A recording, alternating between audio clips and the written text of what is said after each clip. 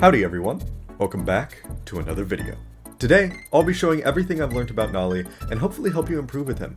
Currently, I think the killer is in a fairly balanced state and has extreme potential to be one of the strongest. We'll see as time passes though. Before we begin, I'd like to thank my wonderful members of the channel. Thank you so much Ellie Rose, Tijabe, Listerine, Jammer,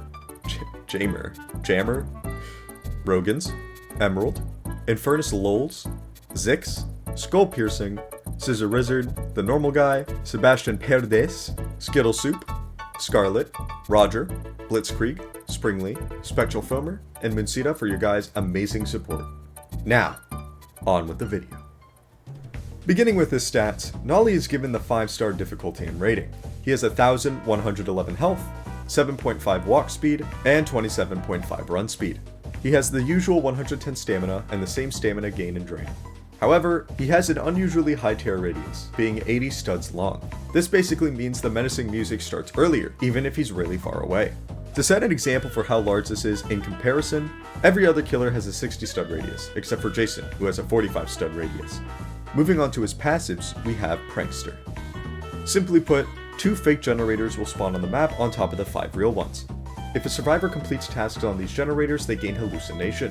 There's a few telltale signs that generators are fake, such as a dim smile appearing above the generator, glitchy sounds and visuals,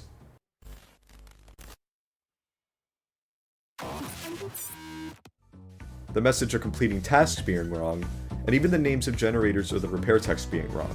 The easiest way to tell that a generator is fake is simply by looking at the smile on top of a generator. His second passive is Hallucinations. Hallucination is an invisible status effect that occurs when Nollie uses his Void Rush or Observant ability, as well as survivors completing the fake generators. There's different tiers of hallucinations, which vary with the abilities.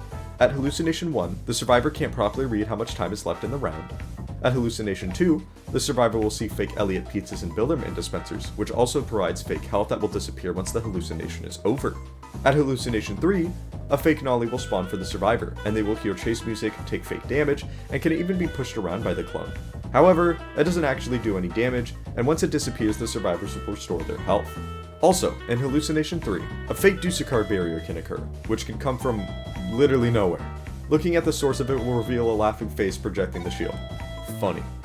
Lastly, it's important to know that any survivor inflicted with any tier of hallucination will have their aura revealed. For each tier higher, the hallucination will make their aura darker.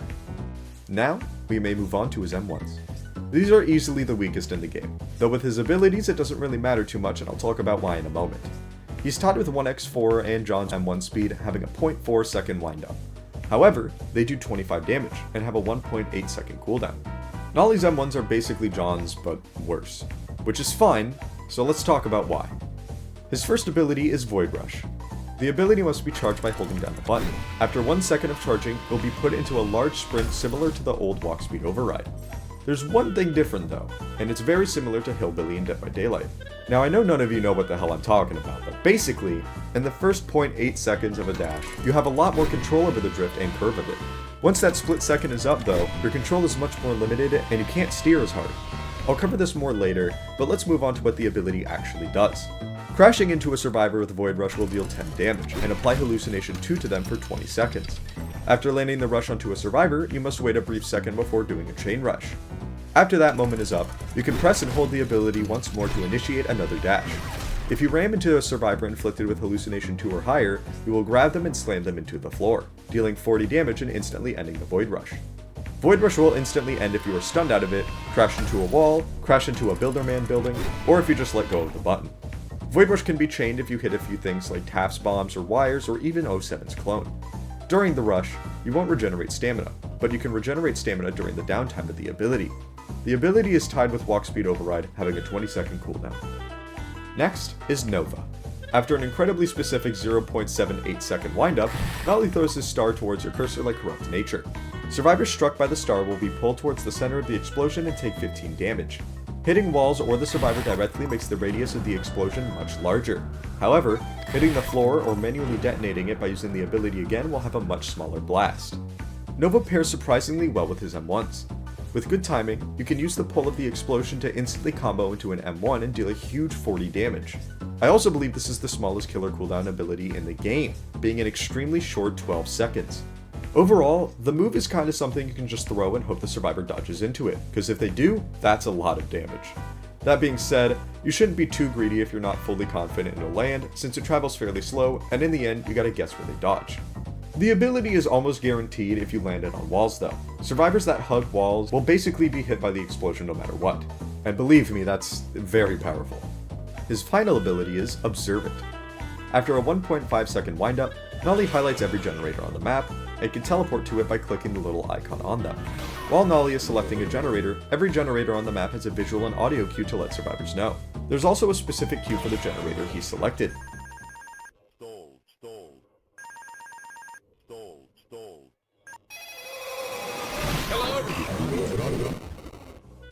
After teleporting to a generator, survivors are inflicted with hallucination depending on their distance from Nollie.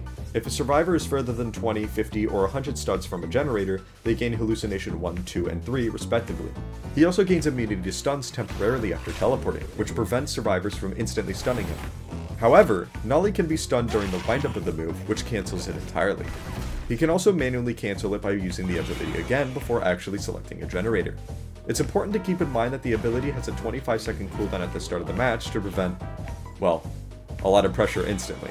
The ability itself though has a 30-second cooldown and is phenomenal for finding survivors, especially in last man standing. Now let's cover some strategies and tech with Nollie. Void Rush is amazing for the beginning of a round. Using it to get across the map in half a second is a good alternative to his teleport if you want to quickly start a chase. I haven't seen many Nollies do this, but this is something I've been personally abusing a lot. Secondly, there's something specific I've been holding onto for this section of this video. As I said earlier, Void Rush can be chained after striking a survivor with it, or hitting specific things like traps and clones.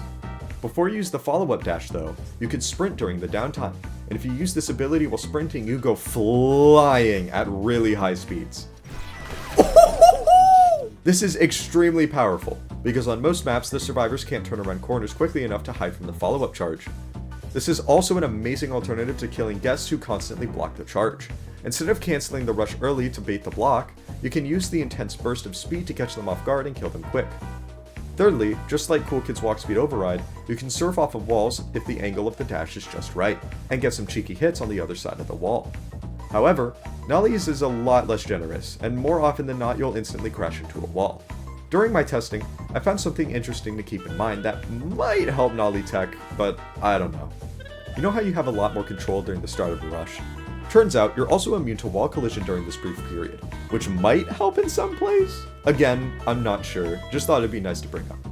Lastly, I just want to say that you shouldn't be too afraid of using this charge from across the map. For example, if you see a survivor's aura from Hallucination and you don't have Observant off cooldown, you can always just use Void Rush across the map. Despite the large tear radius, survivors usually don't see it coming and react a bit too late, allowing you to strike them when their guard is down. Now, let's move on to Nova, which surprisingly has tech too. It's not very revolutionary though, to be fair.